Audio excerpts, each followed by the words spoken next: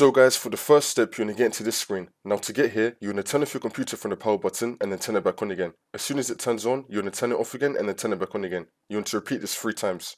So you're going to turn off your computer from the power button and then turn it back on again. As soon as it turns on, you're going to turn it off again and then turn it back on again. You want to repeat this 3 times, and then on the 4th time when you turn your computer on again, it will then take you into this screen. It's going to say that your PC did not start correctly. You're going to click on Advanced Options. And then once you're on this, you're going to click on Troubleshoot, Advanced Options, and then Command Prompt. If you do not see Command Prompt, then you're going to click on See More Recovery Options. Then it should appear right here. So you're going to click on Command Prompt. And now this will come up. And then once you're on this, you're going to type in bootrec space / fix MBR. Click on Enter.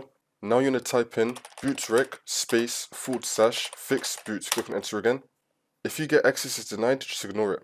Now we're going to type in bootrec space / scan OS. Click on Enter again. Wait for this to load. And now you're going to type in bootrec space / rebuild BCD. Click on Enter again. Wait for this to load.